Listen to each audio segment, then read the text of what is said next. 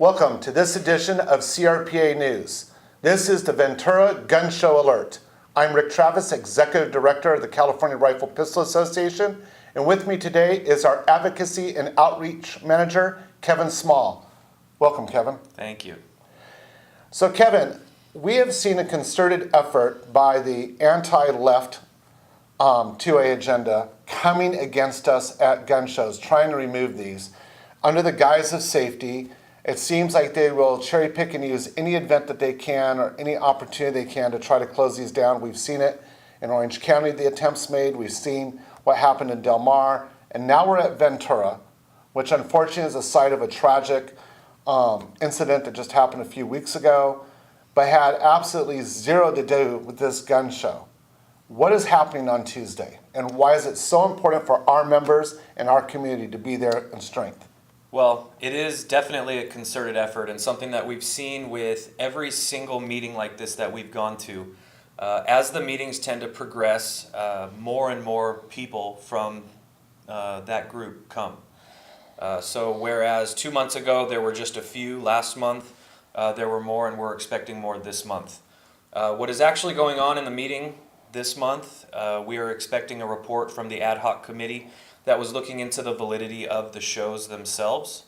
And like you said, with the tragedy that we had earlier this month, we are expecting a lot of organizations to be sending people there, which is kind of interesting that they do go under the guise of safety, because these gun shows are really the best place for people to get safety.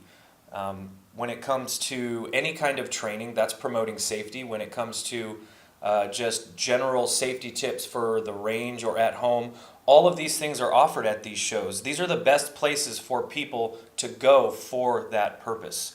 And under the guise of safety, to try and get the shows removed would actually have the opposite effect.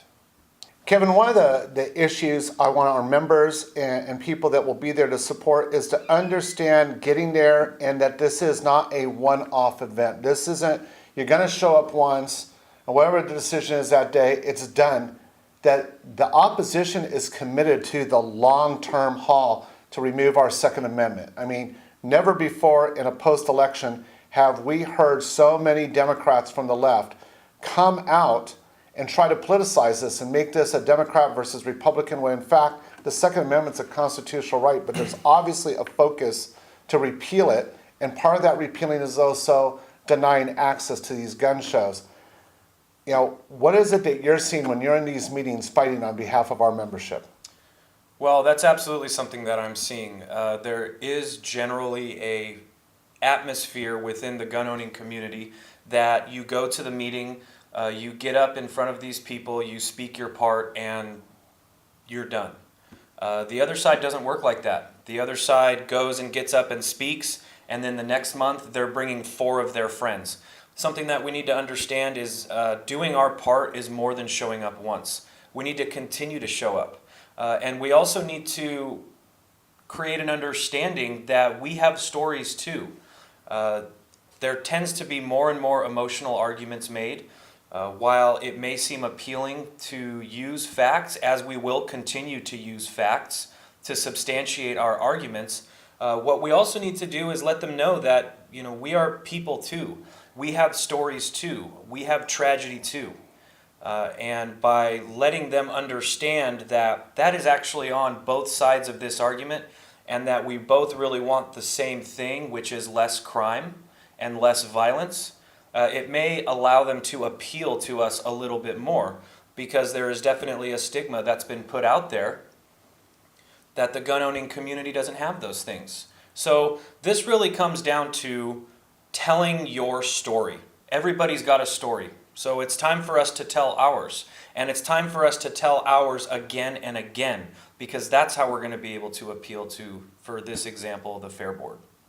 You know, one of the things you bring up is about doing it again and again. And, you know, in talking with a lot of members and people in the community, you know, one of the things that I find disturbing is the number of people that rightfully so want to connect to our founding fathers. And so they'll put like the 3% sticker up and say, hey, you know, I'm a patriot. And I think that's a great sentiment.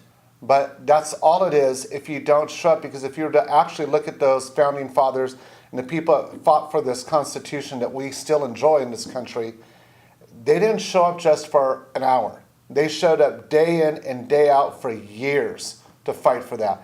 That fight started back in 1775, as most people learn in history, but that Constitution wasn't drafted until 1789. It didn't happen in just one day. It was over a decade worth of hard-fought land to be able to get those rights and secure them that have made the world a better place. And I think it's important that our members know that if you're going to fly that flag, you're going to fly those stickers, and you're going to say you're a patriot, then be a patriot. Be at this meeting on Ventura this next Tuesday on the 27th. Be there in force, be polite, tell your story, and make a difference, not just for you, but for all Californians. Be that patriot for the California Rifle Pistol Association.